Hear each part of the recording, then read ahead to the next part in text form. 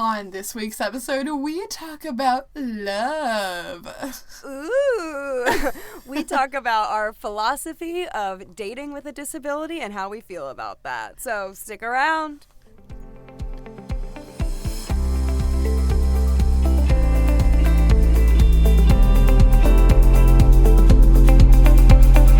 Hello, everybody, and welcome to Rare with Flair. The podcast where two single 20-somethings are, with a rare disease, are out here living our best lives. I'm your host, Cassandra. And I'm your host, Casey. Just cutting right to the chase. Just telling all the people, you know. I really debated saying that, and I was like, let's throw it out there. We are single. Are we ready to mingle? Maybe, maybe not. I like the single as a Pringle catchphrase. I like that. I like that. We're little single Pringles. I just like Pringles in general. I know, Pringles are good. So, we are going to get all into the love and all of that. And that's going to be exciting. But first, you know, we always do a little catch up at the beginning of our episodes, a little like how's life segment. And I wanted to let everyone in the whole world know that a few episodes back, Cassandra on the podcast recommended a TV show to me called She-Ra. And she has also recommended another show to me called Jane the Virgin, and I'm currently watching both of them. Some of my favorite shows, and I'm thrilled for this journey because, like, she sends me updates on where she's at, and I'm just, like, living vicariously. Yes, like, you have great taste in television. I think we both have pretty good taste in TV, and we both have similar tastes. So, like, we know how to kind of, you know, some differences, but, like, I wanted to take a minute and just talk about my love of cartoons, though, because, like, I'm a full-grown adult, and I'm not sitting here watching, like, cartoons made for toddlers. Like, I'm not binge watching, like, I don't know, Paw Patrol or whatever. Yeah. That's not it. But I also am not really into, like, adult cartoons as much either, like the ones made for adults. Like, there's this perfect little middle ground of these adults that are, like, these cartoons that are, like, appropriate for younger people, but, like, also adults can enjoy them because they have really beautiful storytelling.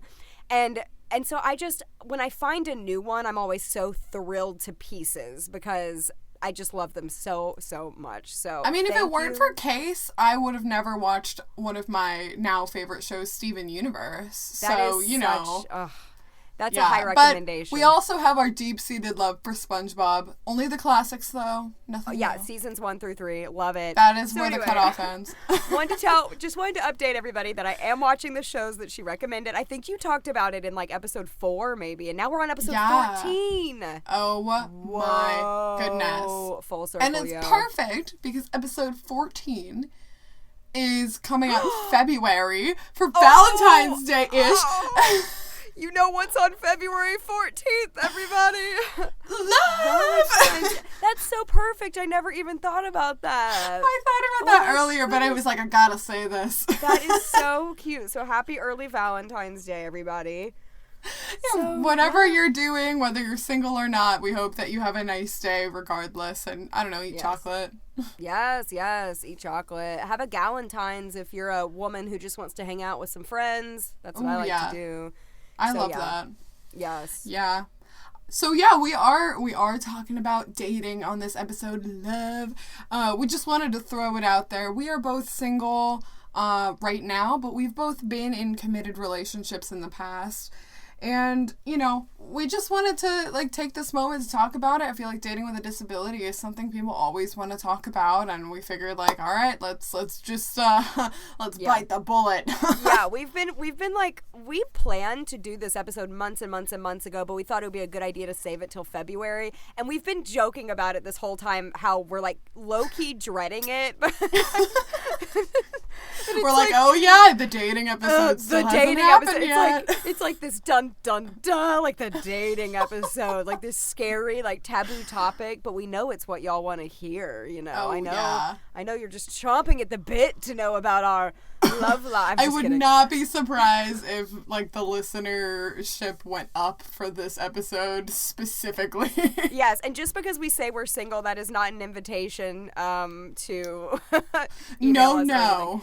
But anyways, I want to do a quick disclaimer. We are going to talk about dating with a disability and all that comes with that. But we wanted to say, as we say in every episode, our experience does not reflect all disabled people's experiences. This is just our experience, purely ours. Yeah. And, we are going to talk about more of our philosophies, but we're not really going to get too personal. That's just a boundary we want to respect. And that's our decision. And I think we'll still put out a great episode. I'm looking forward to recording this now. Yeah, well, we have a lot of, when we were planning for this episode, we realized we have a lot of strong opinions about singleness and dating and relationships. And so we're not going to, like she said, we're not going to necessarily get personal and talk about name the people we've dated in the past or anything really crazy personal.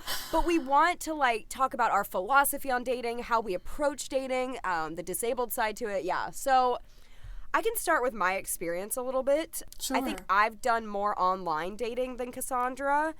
And I thought that would be something interesting to discuss because it's this new thing now that a lot of people are doing. Pretty much everyone is online dating nowadays. It's not this taboo thing like it used to be 20 years ago, even 10 years ago. Yeah. And online dating with a disability, I'm not going to lie, it is hard. It's really hard because when you're meeting someone organically in person and you have a disability, more often than not, they're going to know. If they know you, they're going to know about it. And they know how you function. Even if they don't know you have a disability, they see you functioning in the world, right? So they know how you function. They know you can do this, you can't do this, all of that.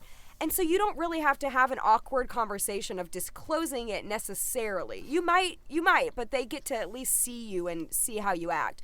And on online dating, it's this really weird thing of they've never met you before, and you kind of have to choose when to disclose it. Some people disclose it in their profile, and they say, I have a disability in their profile, and some people choose to do it later.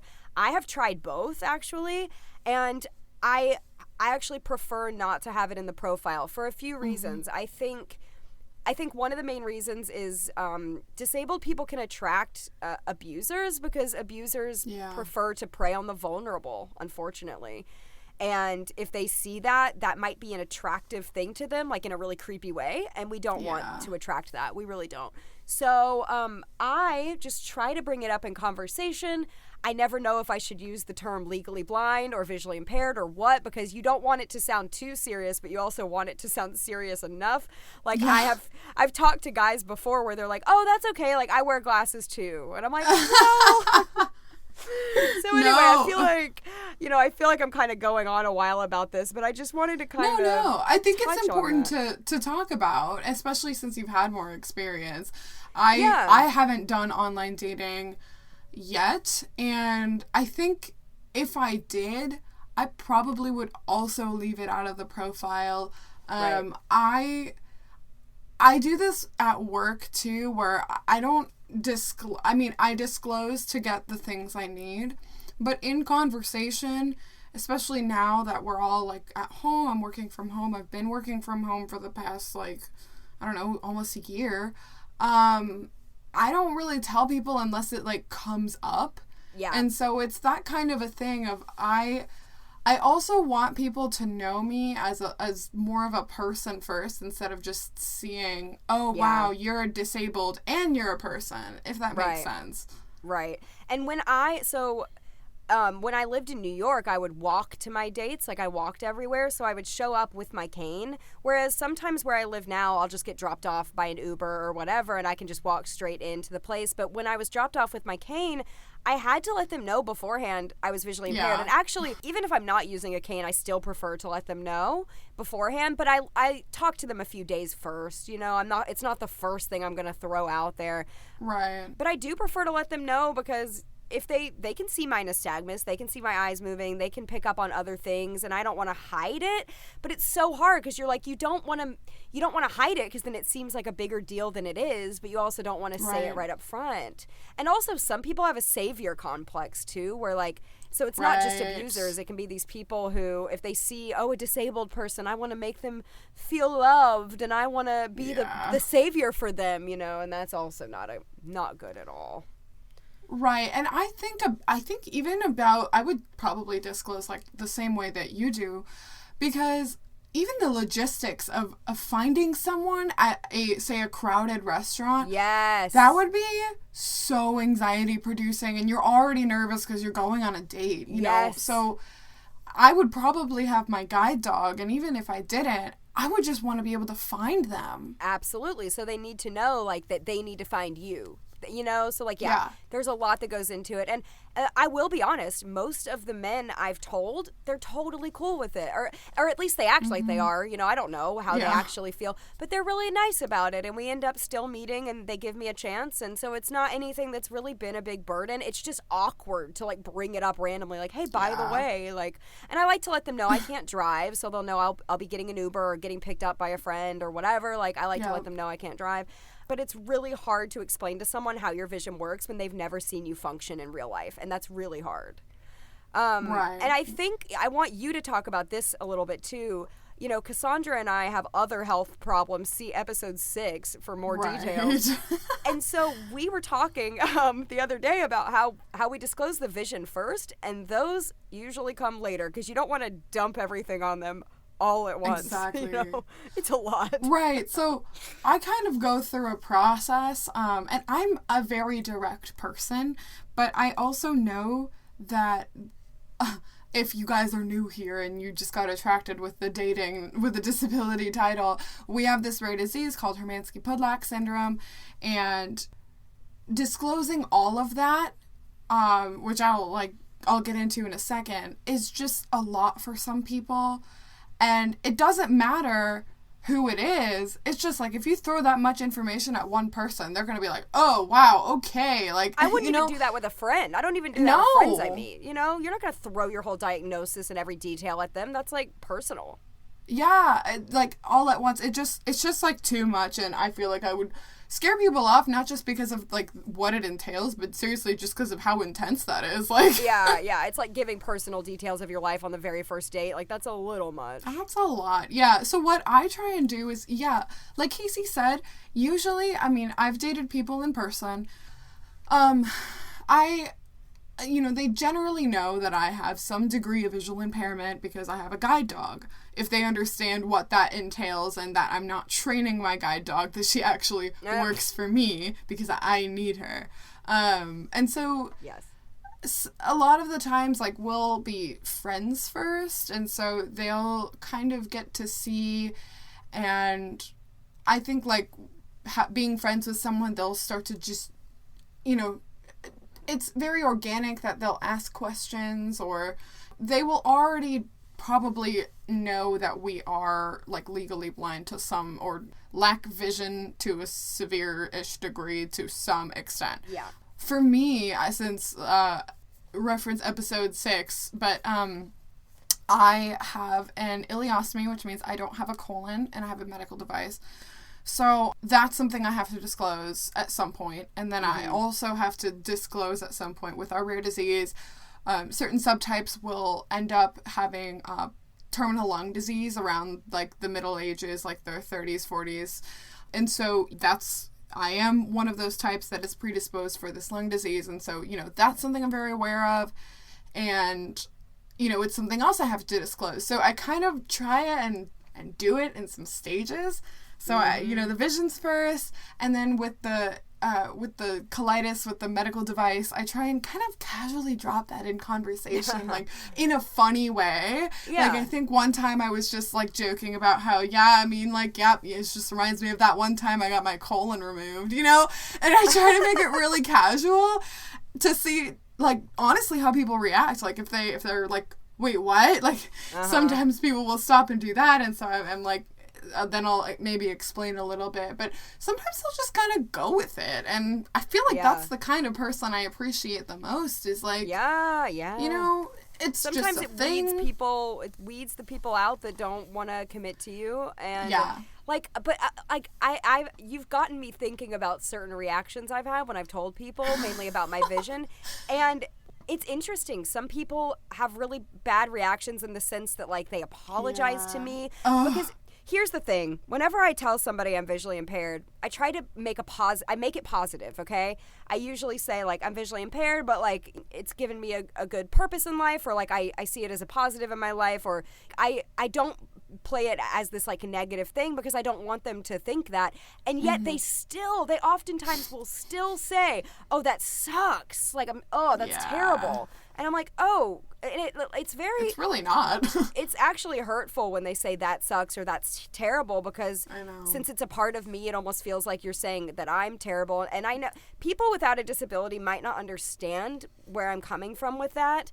Like, I think there are aspects of it that suck and that are terrible, like that we can't drive and stuff. But when you say, "Oh, that's terrible," it's an attack on who I am, truly. Like, that's how I feel. Yeah. Like, but I actually had this one guy who was like, he was like, "Oh, I think that just like kind of makes you a more interesting person. I would love to get to know about that," or something. Like the way he That's really cool. Yeah, and he wasn't like, you don't want someone that's like too obsessed with it because that's weird too. If they're like, "Oh, that's," but the way he like said it, I can't exactly remember his exact words, but he was like, "I would love to get to know more about that." And I was like, "That means you would love to get to know me more," and that makes me so happy when they don't reject it. Like, please don't reject it when I share this with you.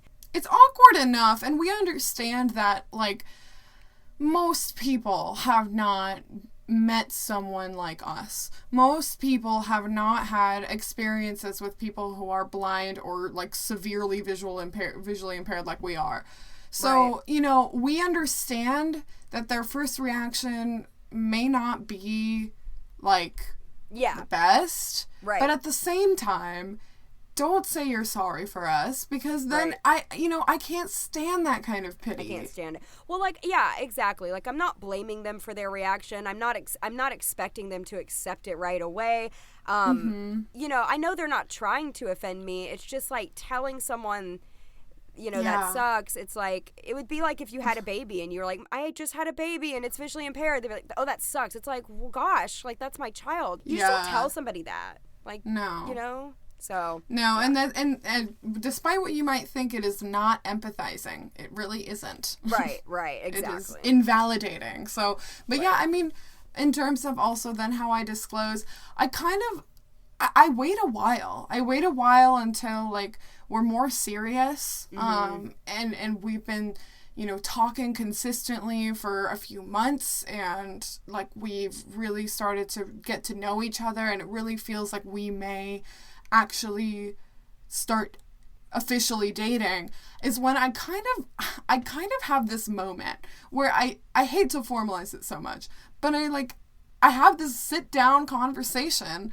of, like, okay, this is what you need to understand about me, because I really, like, I care about you. I really like where this is going, and I hope you feel the same. But, like, part of what you need to understand is, and then I have to explain, I'm going to probably get lung disease and I may die prematurely. Really, really fun conversation to have. And it is just so uncomfortable. Like, oh my God. And it's so nerve-wracking because of course. I leave that moment as a moment where I can tell them, like, I understand and respect you if that freaks you out. Because I've had my life to think about this, and you have, like, 2 minutes. So I understand if that's scary and you don't want to deal with that, even though it would, like, really hurt, because I don't want to tell them too soon. I want them to have a relationship with me. But, that's not a first date convo. Oh, absolutely not. So, it's just difficult to tread that line, and I kind of want to give them that out, because I know that is not something that everyone can handle. But I will say, to like make people feel better, I've dated people in the past, obviously, and, like, there are more than just a handful of people that are okay with that, and that are okay with that because they care about you as a person, and they would rather have time with you than none at all. And I think that speaks for itself. And, you want to weed out those people who don't want to deal with it, because you don't want that in your life. Absolutely. And, like, so if you guys, longtime listeners know, I do not have the subtype that gets the lung disease.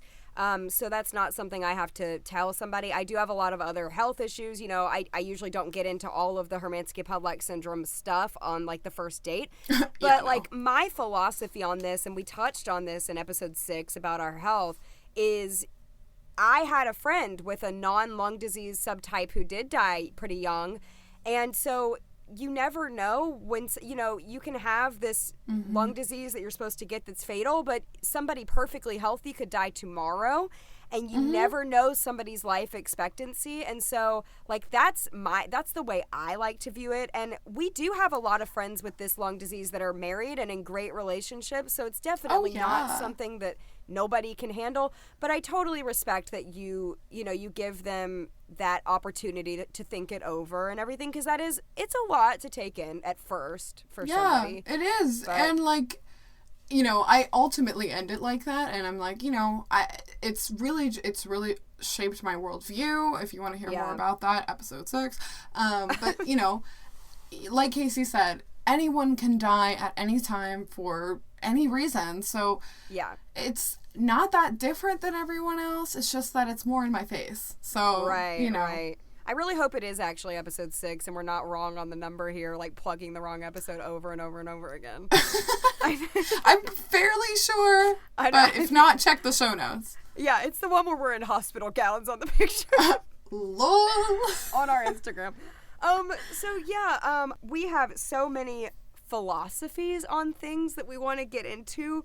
These are our hot takes. These are our opinions about life, love, and dating. I know we've already shared kind of our dating experiences, which was that section, but now we have some like little topics. We have like 4 or 5 little topics we want to touch on, and let's get going. Yeah, I feel like we may get a little ranty here. So we love it. If you're here for at least the rants, like, you're gonna have a good episode. You're gonna have a great time today. Get a snack, sit back, relax for our rants. I'm ready for them. So first thing wanted to bring up is I heard this, so before I hadn't dated anyone until, this is a little personal, but I hadn't dated anyone until I was 18. I know it's a personal choice, and also, episode 6, I had a really difficult time in high school anyway, so it's not like that was on my mind. Right. But I went to this conference for women with IBD, this amazing nonprofit organization called Girls with Guts, and one woman said there are like a million reasons why someone may not want to be with you, and like only like a handful of them are for your disability. And so understand, fellow disabled people, there are so many more reasons people may not want to be with you than your disability, which should give you so much comfort, because it did at that moment when I hadn't dated anyone. I was like, is this going to be something that is going to prevent me from dating, or is this going to make it really, really hard? Honestly, no. And like we've said, we've dated people, and those relationships did not end because of our disabilities. No. And there were, and like, I don't want to say that, I don't even know if I should say this, because I don't want to say this in like a cocky way, but like, we have had other opportunities to be in relationships that we have turned down. It's not like no one wants us because of our disability. When people do reject me, which absolutely happens, it's really rarely because of my disability. Like, there are a million reasons someone might not want you, and sometimes it's not even anything you did wrong. It's just they don't feel the spark with you, and they just see you as a friend or, whatever. So it really... I don't really love it when people jump to blame their disability on why they're single and whatnot. But, I mean, I will admit, I think sometimes maybe that can be a turnoff for certain people. But we said earlier, you just don't want those people in your life. It weeds out the people that don't deserve you. Yeah. But, we know so many disabled people who are in such happy relationships. That is not the reason we are both single. So, yeah. Right. Besides, there's no chemistry. There's like, they don't like the way you do some things. They don't like certain times of day when you're cranky. Like, there's so many other things in your life. Other things. Yeah, and like, it is a little bit of extra baggage, but everybody has some baggage. Like, literally everybody has something that they have to disclose, and this just happens to be ours, and it's a little more in your face maybe. But it's really not gonna stop you. So we kind of wanted to say that to everyone in like an encouraging way of like, please don't automatically assume it's your disability. And we've done that in the past. I mean, speaking for myself, I've done that a few times in the past and been like, oh, I bet it's because of that. And really, I have to like look back and think, I want to tell a really quick story that I was on a dating app once, and I told the guy I was legally blind, and he said something to me. I'm trying to think of the exact sentence. He said, I don't think that will be a problem, but we'll have to see. I remember this man. Yes, that really kind of offended me. Because I am insecure sometimes about sharing my disability. It does make me feel vulnerable. So when he said, I don't think that'll be a problem, I'm like, oh gosh. And so it hurt me. And then I ended up meeting him, and he was actually very socially awkward. And I came to the realization that I really don't think he realized that he worded that in a harmful way, because I don't really know. But it comforted me. I was like, he wasn't being a jerk. He just doesn't know how to, like, he was just awkward. He didn't know how to phrase it right. But it made me feel more comfortable. I was like, oh, he wasn't, like, holding the upper hand saying, oh, I don't think I can date you because your disability. I think he was just trying to be honest with me and just didn't really word it in the best way. But, there are going to be times where you're going to feel like, oh, gosh, they don't like me because I'm blind. But, just move on if that's the case. Yeah. There are plenty of fish in the sea. Oh, yes. Plenty of fish. But Casey said we are single by choice, and we have a whole rant about that, so you want to kick us off? I'm so ready, Cass. I'm so ready. So I'm a single woman. I've been single for a while, and I'm 28, so, this is the time where people are like, why are you single? And... There are two ways I'm treated. I can't wait to rant about this. I've always wanted to rant about this, and this is like my time. Now we have a stage case. There are two ways that I'm often treated as a single woman. The first way is people treat me like I'm broken, like they need to fix me. They need to set me up. Oh, you must be miserable. You need to be in a relationship now. We got to set you up. And the second way they treat me is, oh, you're single and powerful, and you don't need to complain about being single. You need to like it. You need to, bask in your singleness. You need to celebrate your singleness. And I'm somewhere in the middle, because being single isn't always a walk in the park. There are some times where I want to be in a relationship, and so I don't think there's anything wrong with that. Like, sometimes when you tell people, like, oh, I want to be in a relationship, they make you feel guilty about it. They're like, enjoy your singleness, And you're like, I'm happy, but, like, I'm allowed to want it. But then those people who try to fix me, too, who are like, oh, why are you still single? How are you still single? There are a lot of people that go from, like, relationship to relationship that don't understand how someone could possibly want to be single or choose to be single. And, I am single by choice. I do long to be in a relationship one day, but so far, everyone that has come up, I have not had enough interest in to pursue. So by choice, I am single, it's like such a complicated thing. I don't like how single people are treated. I don't like that sometimes we're treated like less than, or that our lives are less fun and exciting or whatever. Because I am happy. So that's my rant. Thank you and good night. How do you feel? Yay! Thank you. I'm here all week. Oh man, it's hard to strike that balance, and it's frustrating because you know what? Being in a relationship is optional. It is optional. It is optional if you don't want it. It is optional if you don't find the right person and you don't feel like you need to force yourself into being with possibly the wrong person. Yes. It is an optional part of life, whether you want it or not.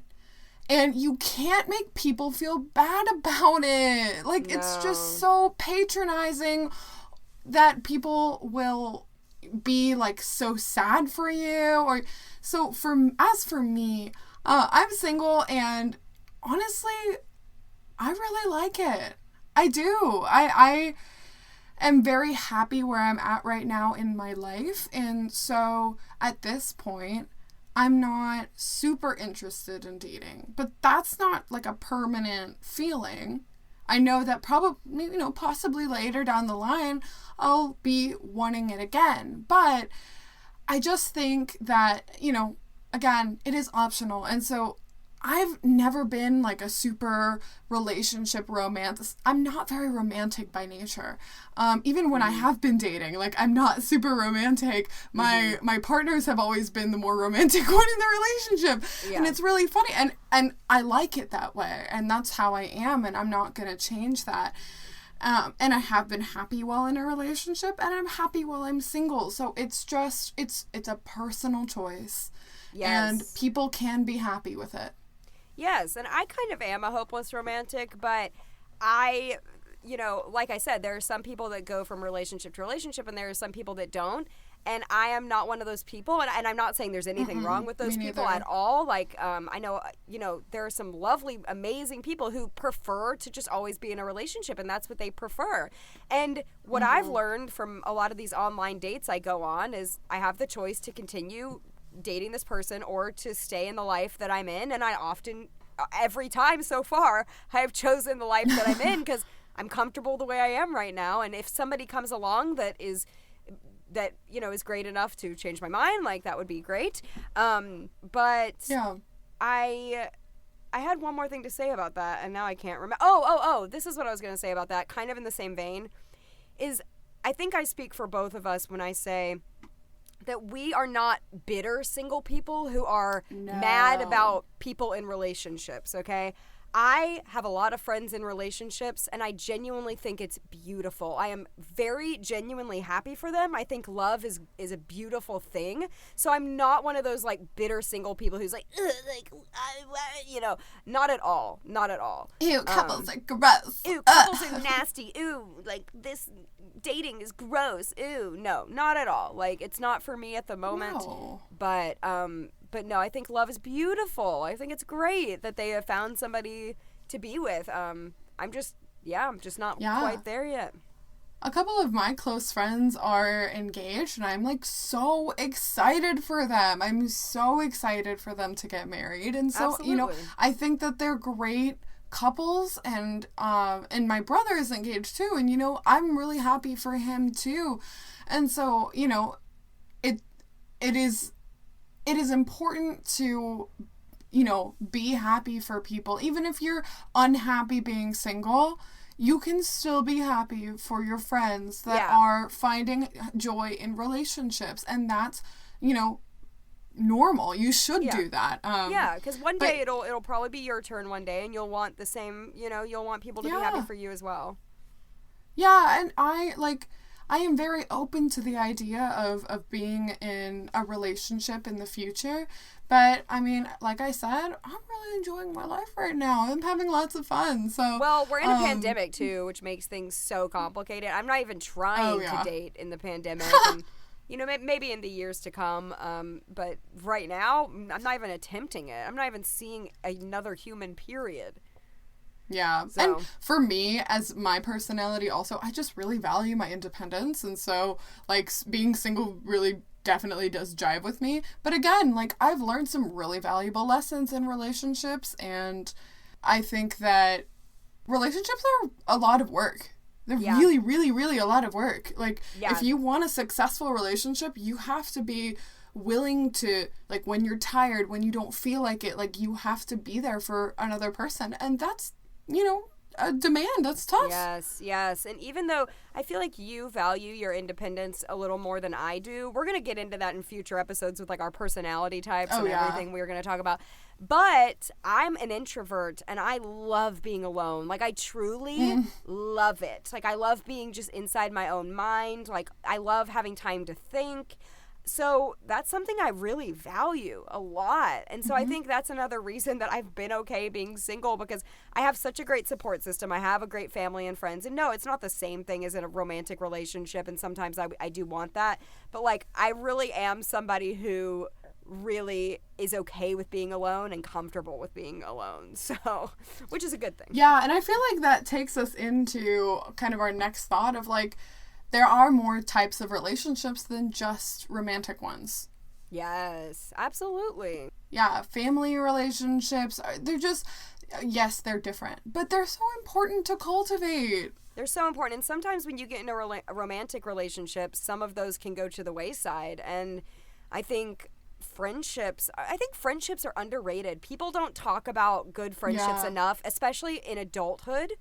You never hear adults focus on friendships, but man, I wouldn't get through it without my people, without my friends. Like, I'm so grateful to have them, and who's to say if our friendships would be as strong if I was in a relationship. I'm not saying that people in a relationship cannot have great friendships. Of course they can. But I'm really glad I've gotten to make them grow in the way I have with being single. Well, and just because we straight up have more time, because we're not dating anyone, like, we can just have more time to invest in our friends. Absolutely. Yes. So, important things. And dogs. And our dogs. Those are relationships too. Plug for episode 13. So another rant I wanted to go on is I have strong feelings about the one. I don't like it. I don't like the thought process behind the one, my other half. Like, realistically, statistically, there are such little odds that there is one person created just for one other person. And so you could realistically be happy with a handful of people. It's not as sexy as, like, the one in, like, a rom-com. And I love a rom-com, don't get me wrong. But the one isn't, like, real. Every person is human, and they're gonna have their flaws. Yeah. Yeah. No, I agree. I think there are a lot of different people that we could be compatible with out there. You just got to meet them. It's not necessarily this one person that's waiting, you know.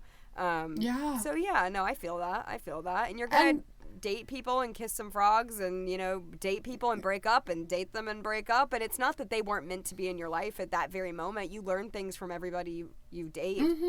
But it doesn't necessarily mean that they are the one person you date is the one that, like, you have to end up with forever and ever and ever. Yeah. And, like, you know, a person should not be there to complete you. You should be and feel complete with yourself, because having a partner is not going to fix you.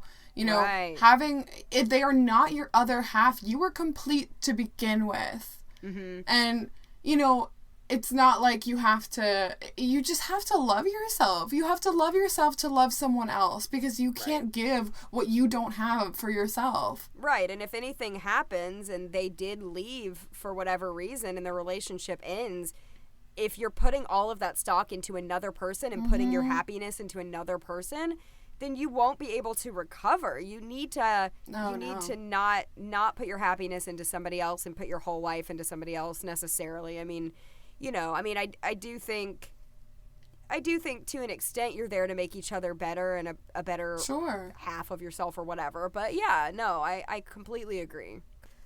So one more thing we want to talk about that's a really interesting topic that people seem to love is, do we want to date other blind people, or do we prefer to date sighted people?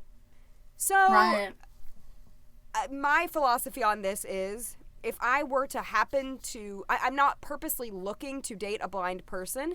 If I were to happen to stumble into a wonderful blind man that I fell in love with, of course I would never say, oh no, I can't date you because you're blind. That's ridiculous. Like, I would definitely date them, but I'm not really looking for that. I've only ever dated sighted people, and to be honest, it is really convenient.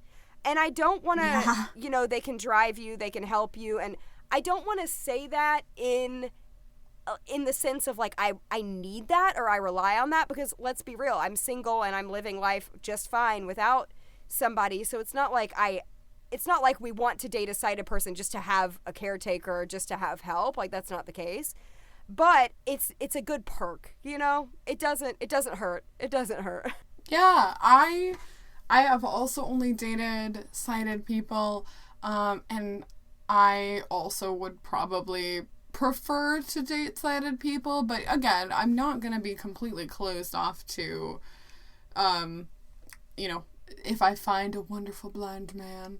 But yeah, I've just, like, there are certain things that I just appreciate when, you know, a partner or a boyfriend would do for me, you know, if they would just like read the subtitles, or if they see something going on and they kind of just describe what's going on to you. Of course, these are things that we can get by without, and these are things that we can do ourselves.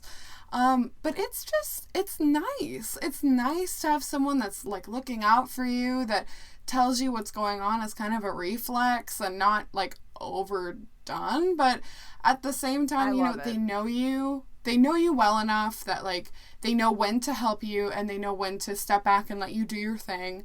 And like that's great. I appreciate that. Plus like the driving thing. Yeah. Oh my goodness. Oh, it's just that convenient. Helps so much. I spend a lot less money on Ubers. Yes, no, I love having fully sighted people around. It's just convenient. Like, it's not that we can't be independent, but it's just like takes a load off our back, you know? Like, every once in a while, you just want to sit back and relax and let somebody kind of, you know, take the lead, so to speak. Yeah. So it's nice. It is nice. And so I do prefer it, but I would never be closed off to whatever love has to bring me, you know? Oh, yes. Yeah. Oh man. And dating is a partnership, right? So, you know, and ultimately if you get married and have a life together, like being in a relationship is a partnership. And so, you know, they help you with some things and you help them with some things, and you guys like help each other. That's what dating is about. Make each other better. Absolutely. So, you know, we hope that we can put a positive spin on this and kind of encourage people. I know, like, the whole disabled and dating thing, it can feel isolating sometimes. And that's why we wanted to talk about it, because we want people to know, like, hey, we're going through this too. Like, since dating apps haven't been around for that long, being disabled on a dating app is such a new territory for literally everyone. Like, oh, yeah. We are the pioneers of this, doing this for the first time.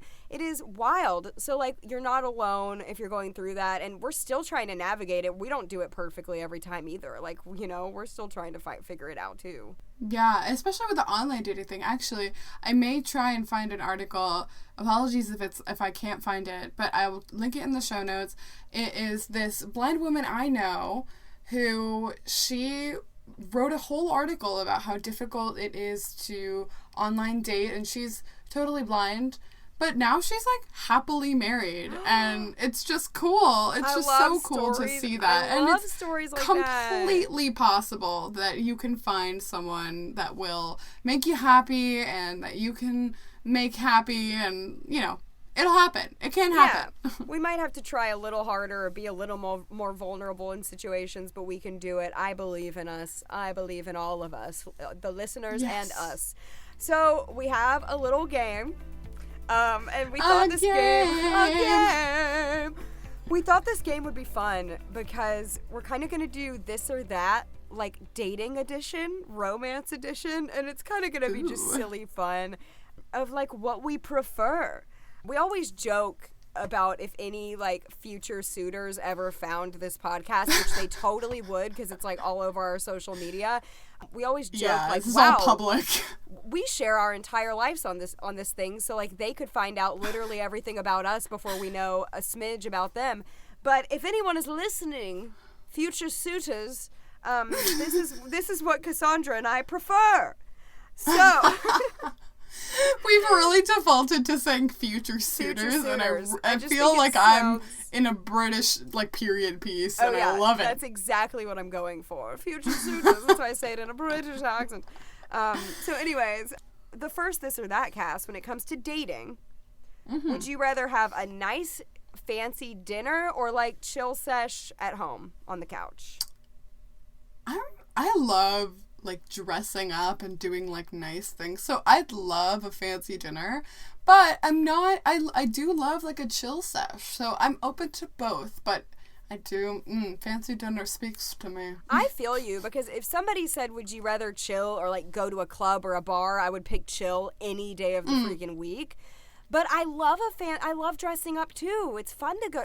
I think during the pandemic we're really craving that as well. So it's like, please let me go to a fancy dinner. I've been on the couch for a year. But so yeah, no, I think I would almost choose fancy dinner too because that's fun every once in a while. I know, right? Okay, I was thinking, would you prefer a concert date or a movie date? Oh, that's hard because I feel like a movie date's kind of cozy because you're like sitting next to each other. Mm. But a concert is probably more fun because you don't get to do it quite as much. I don't know. Maybe a concert date.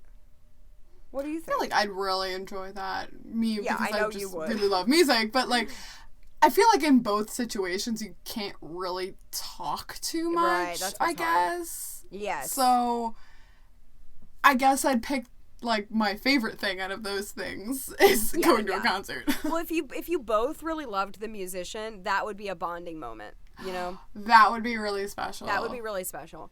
Okay, next is, do you like to play hard to get or just tell someone how you feel if you feel a certain way about them? Oh, I'm really upfront. I'm not like super like intense, but I'll tell them like I'm really enjoying this, or I will be as honest as I can be, just because I feel like communication is like one of the most important things for anything, especially dating. So Yeah. I feel like if I'm open, then hopefully that will encourage them to be open, not like oversharey open, but Right. just like saying like, yeah, this has been like a good night, and mean it, Right. No, I agree with that. I agree. I would say the same. Is that what you would do? Yep. Is that what you do? Okay. Yep, exactly. Thinking of dates, would you prefer a brunch date or a dinner date? Oh, that's hard. Okay, if it was a first date, a brunch for sure. But if it love was that. like, if you had been dating the person for a while, I'd pick dinner.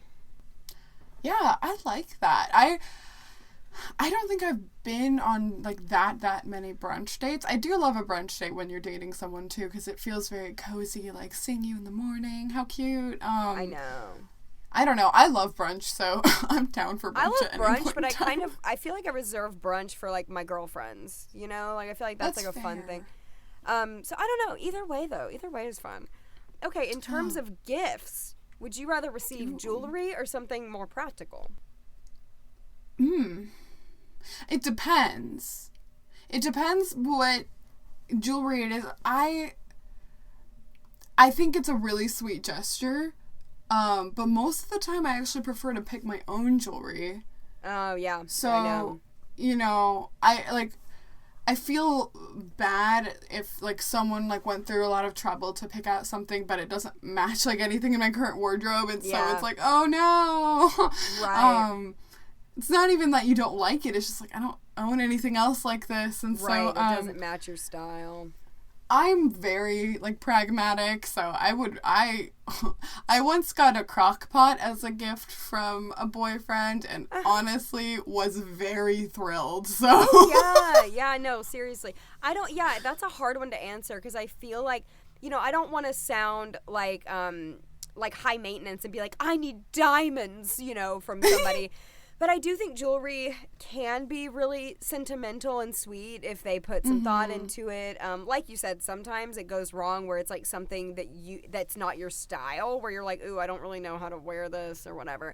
Yeah. So I don't know. I think jewelry is a sweet gesture though, so I might pick that, but not for every gift. Like there are different occasions, so sometimes you might want something just practical. It doesn't always have to be this romantic gift. It can just sometimes be like a crock pot. Like that's a great gift. I was thrilled. I would be too. I love a crock pot.